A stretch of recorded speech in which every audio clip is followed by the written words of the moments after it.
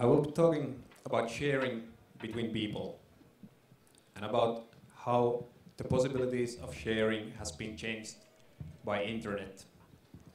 I'm talking about the new wave of the sharing economy. And about the sharing between people, there is actually not much new. It's a very old part of the human culture. It's been in use much before the invention of money.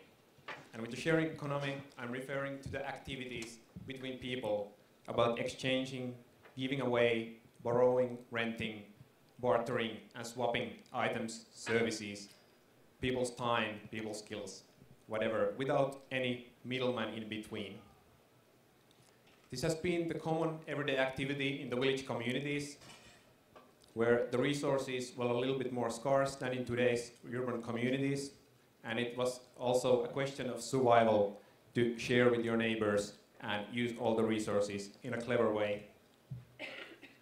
It made sense to use same farming tools on your neighbor's field also and gather all the people to work there together.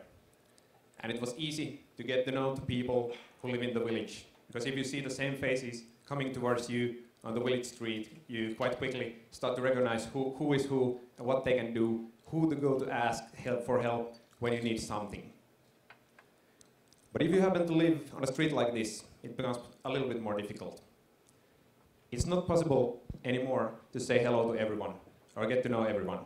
And the result is usually that we get to know no one. We just cover ourselves for all the strangers, try to think that we're walking on the street alone when there are hundreds of people. And this also applies to the block houses where we are living. We know maybe the last names of the people living there, but that's also mostly because it's written on their door and not because we maybe say hi when we are courageous when meeting them on the corridor. So there has been a change of our communities, and part has been changed because the way we're living, but some parts are staying the same. People have always been sharing with friends, and I guess you also. For example, if you need to borrow a power drill to make a hole in your wall, you probably borrow it from a friend if you know who has it. Or raise your hand, how many have been borrowing tools or sports equipment for a friend if you know? Yeah, okay, so the majority. But how many of you have been borrowing things from your neighbor that you didn't know before? Okay, we get less than 10 hands. But still some, but the difference is significant. And the friend network is a very good source of resources, but in today's world it gets scattered in geographically very wide area. In early days, you get to know the people who live nearby, and most of your friends were on the walking distance. Now they can be on the other side of the world, and you keep contact with Facebook. So this has changed the possibilities to share easily. Even if the friend is living on the other side of the town, it might get a tedious process to go there, pick up the drill, go back to your home, make the hole, go back to return it. So many people at this point think that maybe I just buy the drill, and then I have it also next time when I need it ready to use. Which is true, of course. But what people don't think so much is the fact that on average, a power drill gets used less than 15 minutes in its entire lifetime. So it's mostly a device that is designed to collect dust in your cupboard and used every once in a while. And most of your neighbors probably have the drill also in the storage for the same reason. So where this ends up to is that we keep collecting stuff that we might need someday. And it's not easy to share, and it's not easy to store. So resources are wasted in the production of these items and in the storage spaces, and people needing to buy bigger houses. We can do this in the Western world because the mass production has put down the prices, so it's possible to get things cheaply, but it's not sustainable in the long run, because our world cannot handle the amount of trash that we are producing. We rarely think about what happens to the items when we throw them away, but most of them ends up in the landfills, or in a worst case, they end up in the oceans. There the sea currents will just collect them to one places. For example, in the North Pacific, there is already an area bigger than the state of Texas that is containing millions of tons of plastic that is floating on the surface of the sea. It's little by little getting to smaller pieces, but it doesn't help the problem. It actually makes it only smaller size for the birds and other animals to eat, which has really disastrous results. And it's not only the matter that we are spreading around with our current consumption. And I'm not going to dive too deeply in the topic of climate change here, but I just want to point out that a big part of our consumption today is based on us wasting resources and not like using them in a useful way. For example, in the morning traffic, most of the cars have just one person inside, so it's kind of 25% efficiency because there are 3 empty seats that could be used. And if we would get at least 2 people in one car, it would have the amount of cars on the street, make the traffic go faster, and they could have someone to talk with when going to work. These kind of small changes can reduce the amount of waste we produce, but I'm not suggesting that this is the only method to saving the world. It's small changes, but it doesn't remove our need for items or our need to move around. But if enough people join the movement of sharing, there can be massive results in the amount of waste that we produce. And the good news is that the movement is already going on, and the wave of sharing with the help of internet is spreading. And there are many names actually for this phenomena, and few books written in recent years. Some call it the mesh, some call it collaborative consumption. I'm not talking about sharing economy, but it all talks about the same thing. People using internet to share resources in ways that have not been possible before. Rachel Botsman, the author of the book about collaborative consumption, has collected some points that are behind this movement and have made it possible. First of all is the internet. That has revolutionized the way we can share stuff with other people. It started with digital content, which is easy to share. You can put your MP3 music there, and you don't lose the music if other people copy it. And this effortless copying makes it easy. And I'm not taking account on the law issues here, but we can learn something from these sharing services, and we can use the same principles for sharing of more tangible objects. And in that case, the internet is merely the platform for connecting people who, on the other hand, those who have some extra resources, and on the other hand, those who need something. And besides the technology, which is the first factor behind the movement, is the all the time growing interest towards communities. So as I said, we've come a long way from the village communities, where people knew each other and had the feeling of community around them.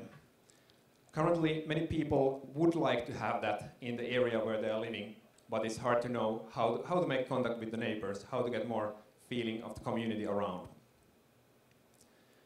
Environmental concerns is a big issue for people. Like I had the examples here, it's kind of many environmental things or problems are far away, but people know about it. But it's not in their everyday lives, and there are not so many ways that people can affect these problems. So sharing, recycling, reusing is one of those things that, in addition of having the motivation of saving the environment, has also more direct benefits, like saving money. It usually works for most people, even if they wouldn't care for the environmental things. And saving money can happen by buying less things, renting them, borrowing them, or selling your old stuff, or renting your own stuff when you don't need it. Selling your old stuff is the oldest way maybe that has been widespread in the internet. The internet auction sites like eBay and Huutonet in Finland have been working already, I think, over 10 years or something, and people are quite used to selling things in the network. New ways of sharing items are coming on the side. There are some services designated for borrowing or renting only, and some services for swapping items.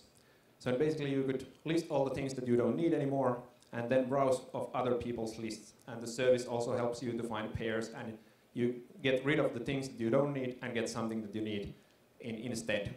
So it's very simple but very effective way of avoid stuff getting into the trash.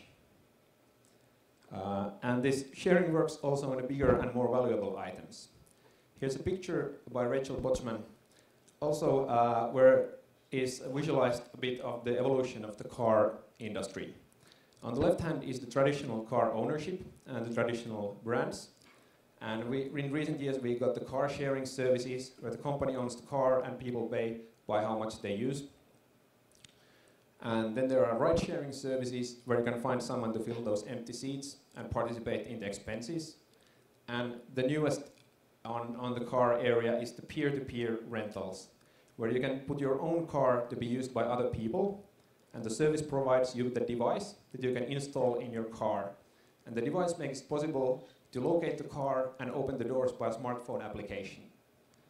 So the user who wants to use the car from the service can basically took out the application, check the nearest car location, make a reservation, then go to the car, open the doors, use it, and return it to the same place. And the owner doesn't need to do anything. The payment goes through the service, so it's a great way to find some use for the car that on average sits unused for 23 hours per day. So there is a huge potential for car owners to make some money out of it. Same goes for accommodation and empty rooms that many people end up having.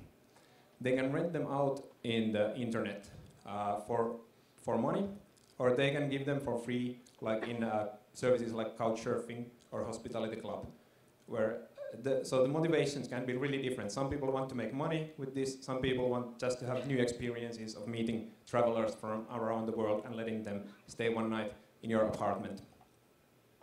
But not regarding to the motivations, the benefits and that follow are the similar. So resources get used more effectively, and people get to meet each other. The last example of things that people are sharing with the help of internet is the skills. Well, you can buy your storage full of stuff, so you can have the device or tool for every situation you might imagine, but you cannot get to yourself all the skills that you might need. You cannot be able to, learn to fix all the things that are in the modern house, or for most people it's not clever. But in your blockhouse there is already a big bunch of professionals of different areas, and in addition to the normal service industry, this kind of nearby services could make it much more easier to get help when you need it, and also cheaper in many cases, and again, good way to meet your neighbors. And one interesting format of sharing skills and exchanging favors is the time banking. In there, if you help one other person for 1 hour, you get 1 time credit. And with that credit, you can buy services from someone else in the time bank. So again, very simple principle, but it works very well.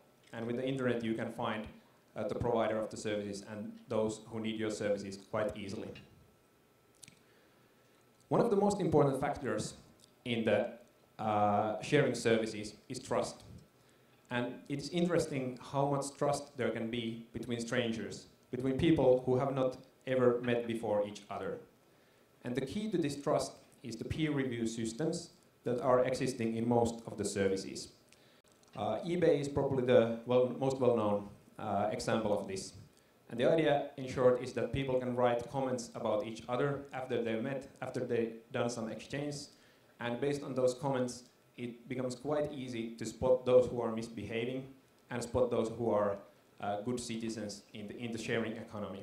If someone has got 10 praising comments how nice person he is and how in well condition he returned the stuff, it becomes very easy to trust people. And it's great that the trust mechanisms work, because it makes it possible to run these services and get the good results what they bring along. The person who is getting something through the sharing services is first of all saving some of his time when he can get things from the neighborhood instead of from far away, and money while he can get the resources used, rent them instead of buying, or make some money by selling out his old stuff. Another winner in this equation is the planet, because every time when something gets recycled, there is a little bit less need for producing new stuff, which avoids the problem of what to do with it at the end of the lifespan. And the community around will also benefit from the feeling that people are sharing together. Sharing is a great way to find people together in a positive way, and it gives the reason to talk to that neighborhood, talk to that neighbor something else than saying the occasional hi. So all in all, this equation leads to very positive outcomes, and I think that it leads to more positive and life where there is a little bit less waste produced and a little bit more human connections in the community. So I hope this has given you some ideas, new thoughts maybe, and I hope you will think when you go home and open your storages or cupboards, closets, and look how much stuff you own, and how much you need it, how often you need it, and what there could be useful for other people, or what you can do that could be useful for other people. And if you want to find out the services where you can participate in the sharing, there's a great list of those at the collaborativeconsumption.com, which is the site of the book that I mentioned. And also there is a list of Finnish services in Facebook on the page called Jakamistalous for the sharing economy. So I hope you consider joining the new wave of the sharing economy, because I believe that when you give something for the community and share from your excess resources, you will get back much more. Thank you.